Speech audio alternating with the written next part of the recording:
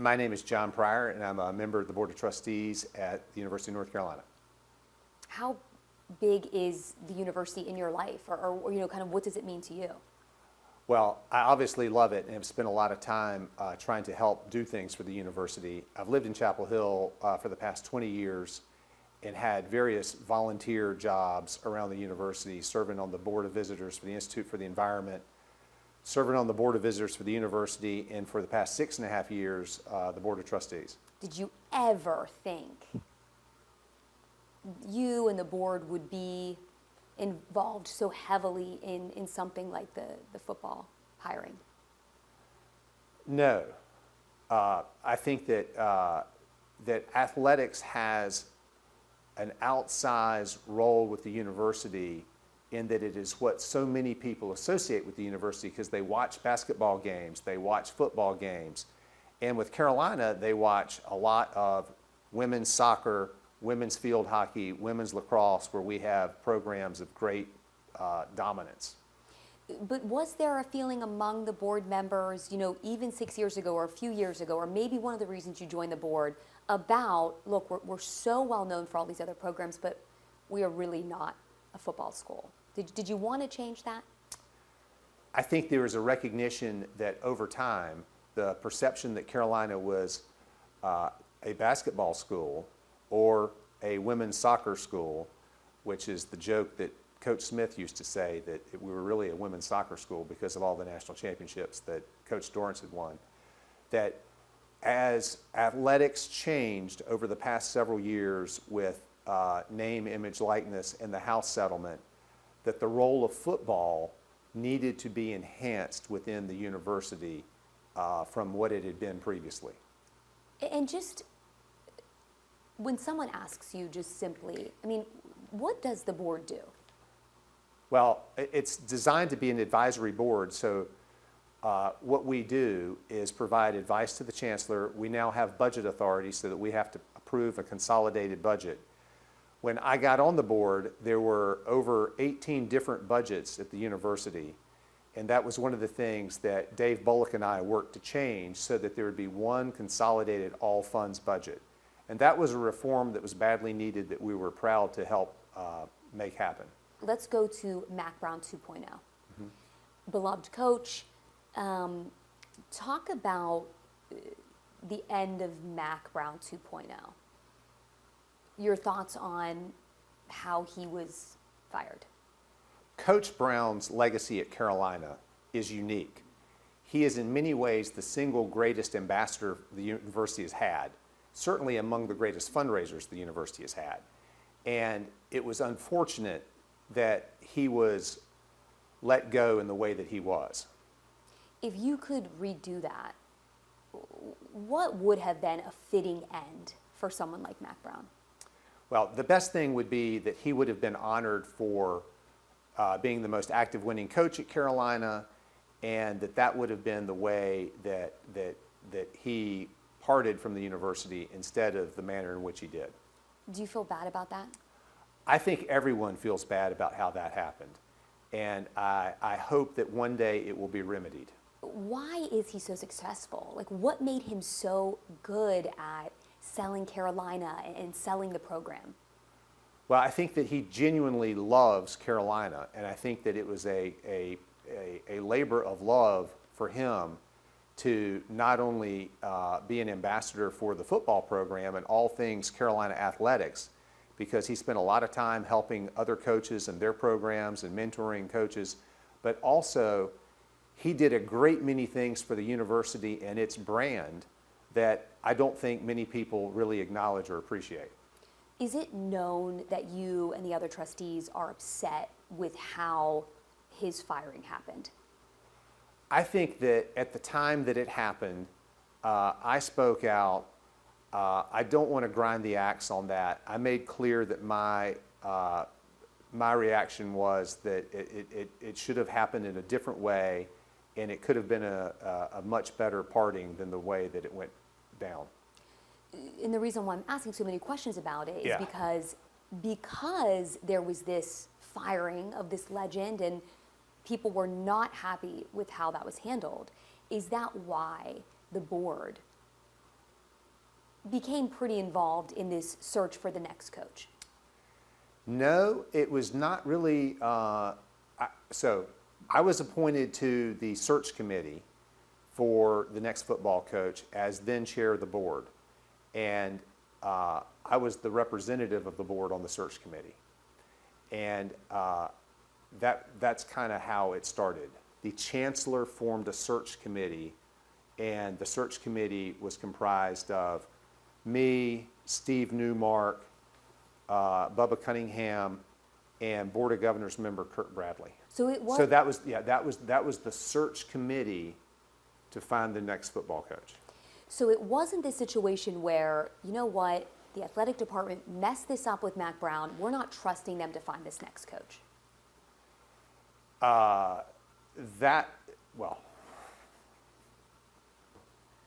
I got to be careful here. Okay. So we're going to get involved. No, the board didn't have any role in the composition of the search committee for the next football coach. That was the chancellor and the athletic director put that committee together. Okay, so you're on it with the chancellor, you're on it with the athletic director. Take me from there. I mean, did you have a list of big names? What happens next?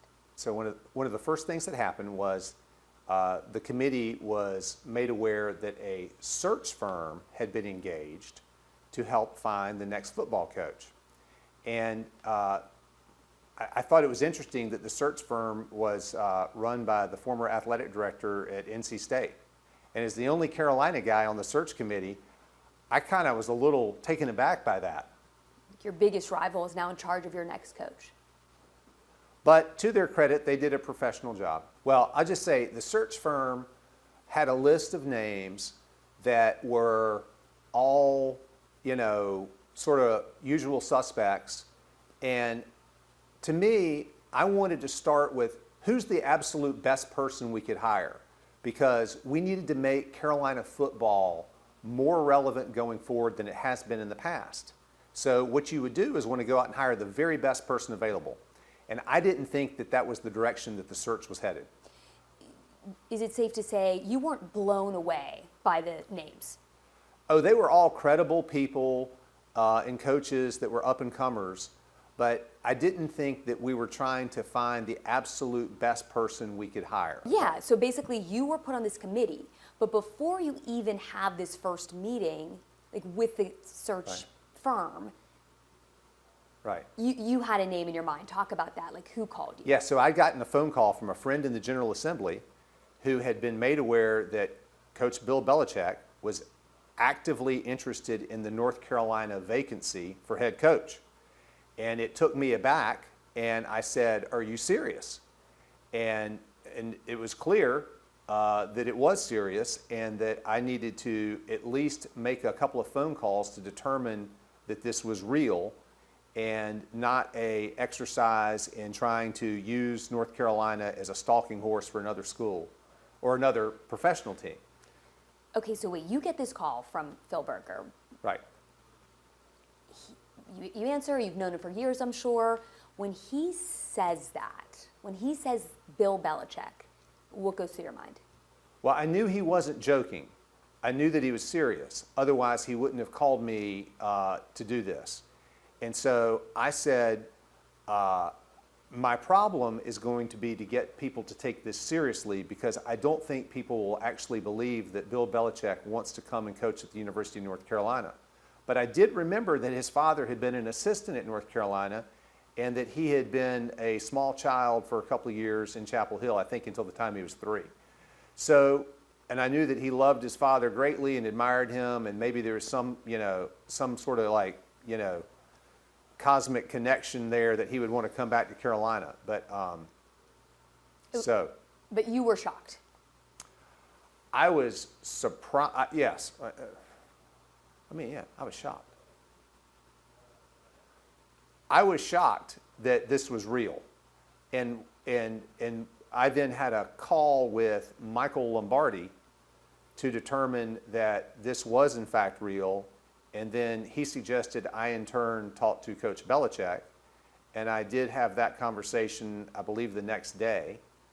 And it was clear to me that he was very serious about it and had done a fair amount of homework on why he could be a good fit at Carolina. I'm told that, that Marco Rubio, who had served in the Senate with Senator Tom Tillis, called his friend Tom Tillis, who had been the Speaker of the House of North Carolina, who then in turn called Senator Berger, who called me. But who called Rubio? Michael Lombardi, I believe. So my understanding is that Michael Lombardi had reached out to the athletic department about the possibility of Coach Belichick wanting to come to Carolina and did not get anywhere with it. And so he then in turn reached out to former Florida Senator Marco Rubio, who in turn reached out to Senator Tom Tillis, who then called Senator Berger here in North Carolina. Who then called you? And he called me. And then what does Michael Lombardi say to you the next day when you talk on the phone? That he had tried to make contact with the athletic department and didn't have any success and wanted to go directly to somebody that could get up with someone with the university, and that ended up being me.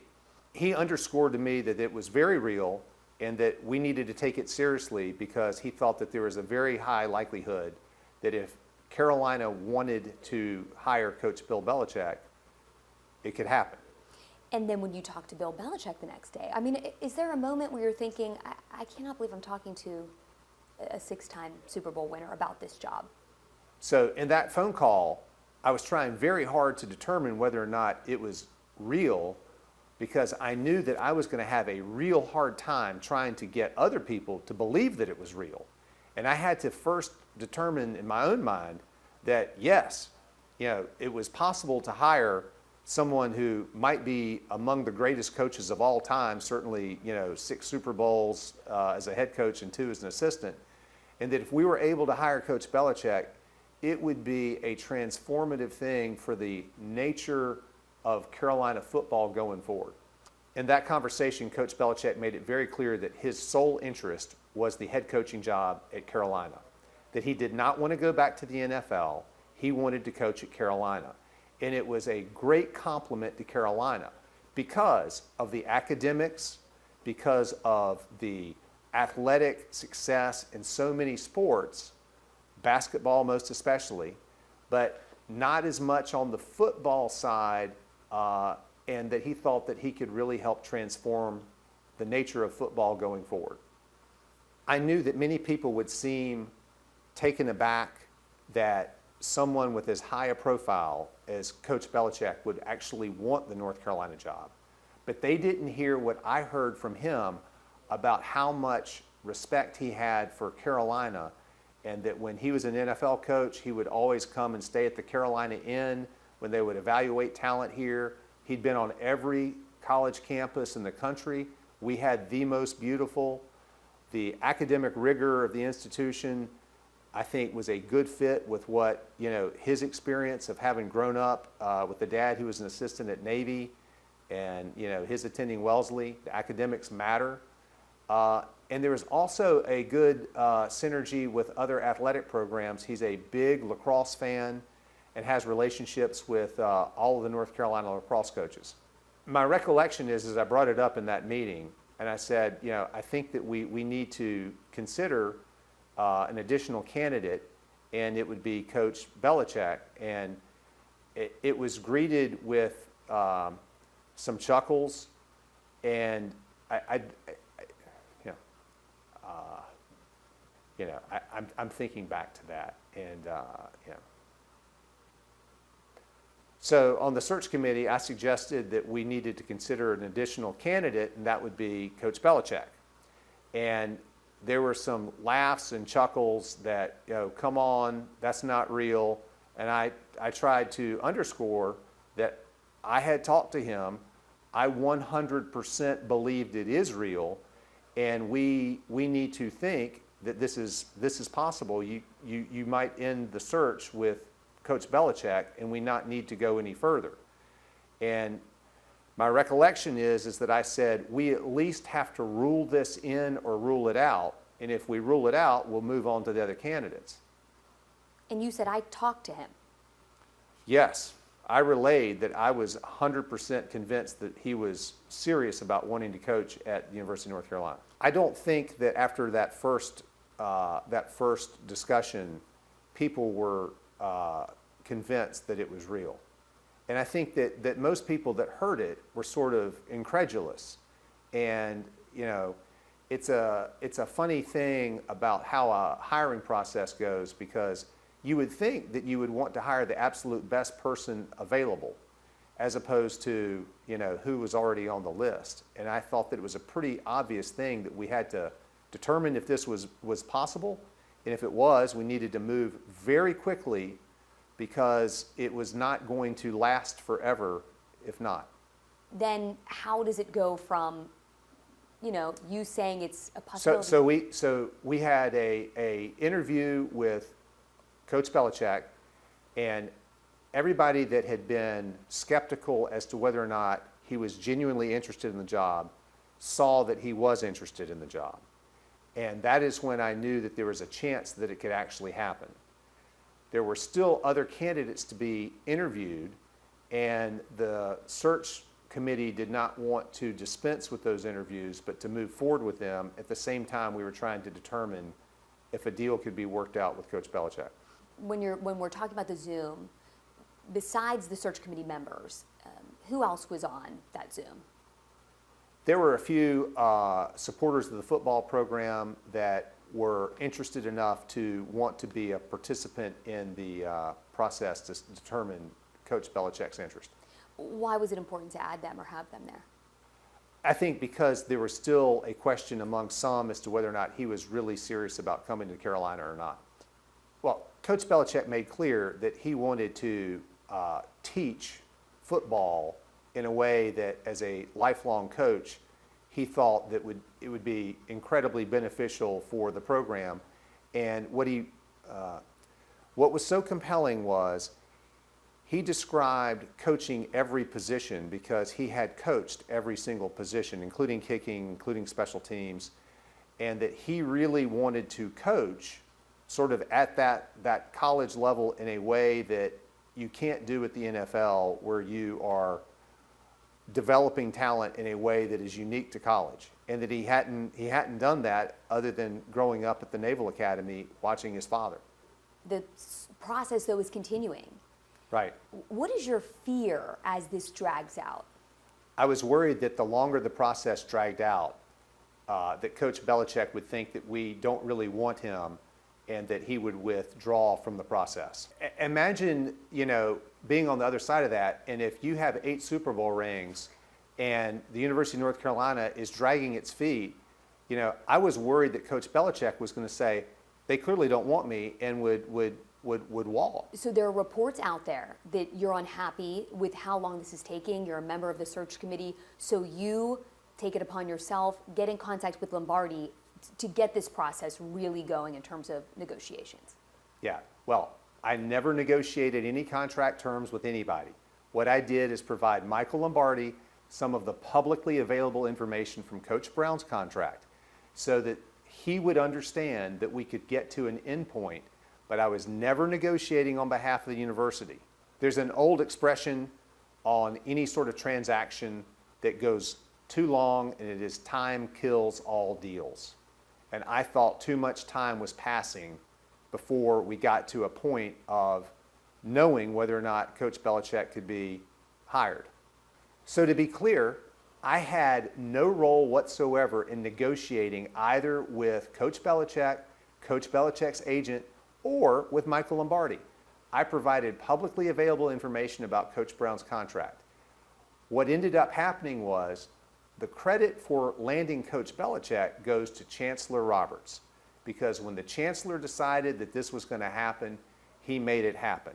And he did an extraordinary job in making sure that all of the component parts of the deal were put together, as I understand it, after the fact, and getting the money together to make sure that we could pay him. Towards the end of the process, it was clear that it was going to be a transformative thing for the level of attention and notoriety to the program.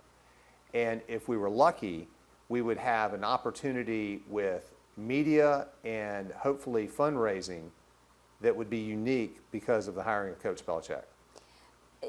So you knew the hype was going to be big. Did you ever expect the level of attention that ends up happening?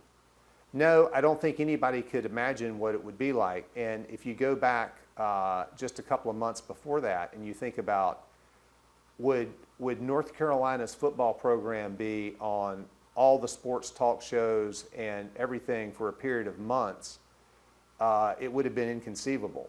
Coach Belichick's hiring immediately brought more attention to Carolina football than it had had ever, I believe. And that's no reflection on Coach Brown or anybody else that was in the program for a long time and did a lot to help put it in the position that it has been in.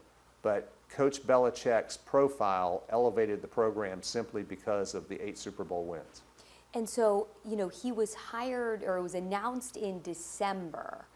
And then I watched a lot of coverage. I mean, the amount of stories and attention that Carolina received from December to September. Did you think it was going to be that big? I don't think that anybody really knew what to expect on the level of attention that the program was going to get. And, you know, that's a bit of a double-edged sword, because with all the attention and the expectations and, you know, what was going to clearly be a rebuilding year, you know, I think folks are now sort of like realizing that this is a process and not an immediate turnaround. Do you, looking back, look, it's always, you know, that's the advantage of having time, right? Looking back, do you wish expectations would have been set lower for this first year if you could go back? Oh, I think that the fan base would have been well served with lower expectations, given that it was going to be a team comprised of 70-plus players from the portal, all the things that somebody who really understands the game of football knows best, which is it's going to be a rebuilding year.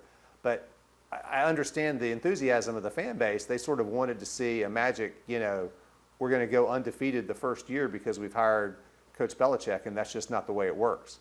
I mean, sorry.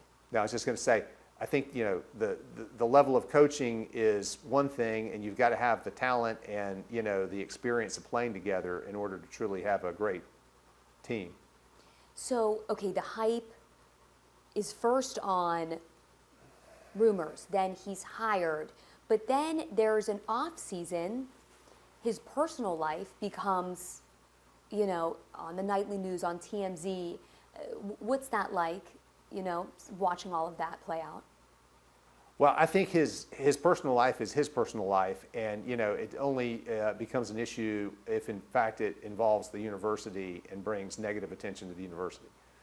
Some would say, you know, Jordan Hudson did do that in some respects, bring some negative attention to the university. What do you say about that? You know, I don't really think that's fair. It's not fair to them. They have a personal life. It should be personal. And, you know, far be it for me or anybody else to throw a stone there. But basically, you're like, this is good. As someone who was on the search committee, as a trustee member, you're like, this is all good. So, those that thought that it was time to elevate the profile of Carolina football and that we needed some way, somehow, to transform it to a level that it had never been before, we have accomplished that, even though the product on the field may not match the enthusiasm yet. But I fully believe that Coach Belichick is going to figure out the football and get the talent to reflect the enthusiasm shown by the fan base thus far with his hiring.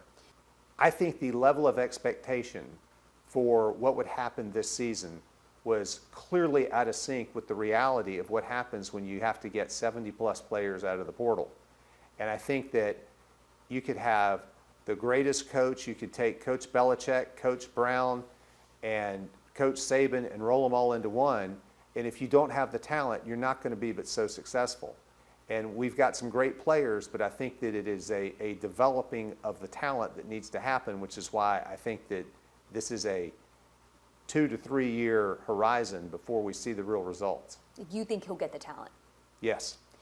All right, so tell me, so you were instrumental in this, okay? I mean, you really were. Like, So my role here was just to try and get people to take seriously that Coach Belichick was interested in the job.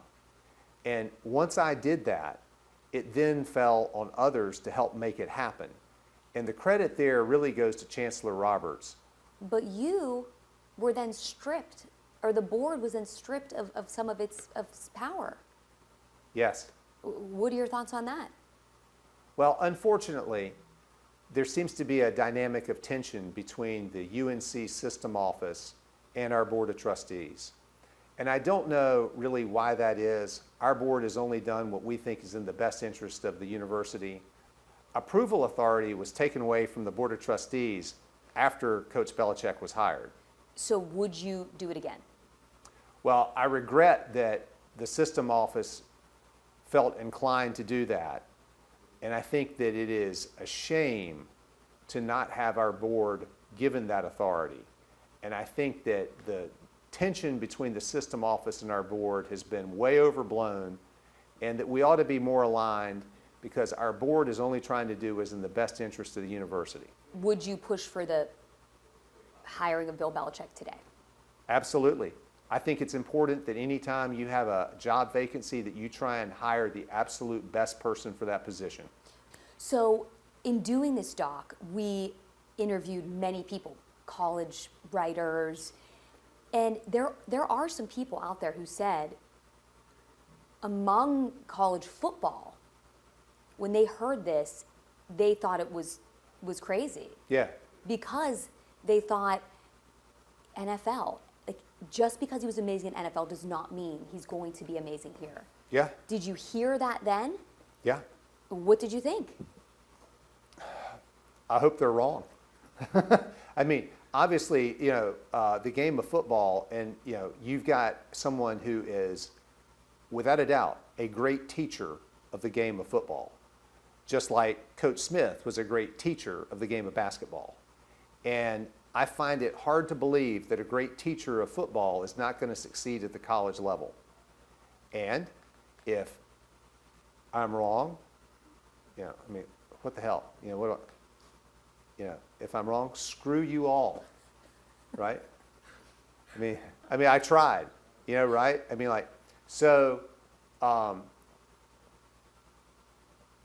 I think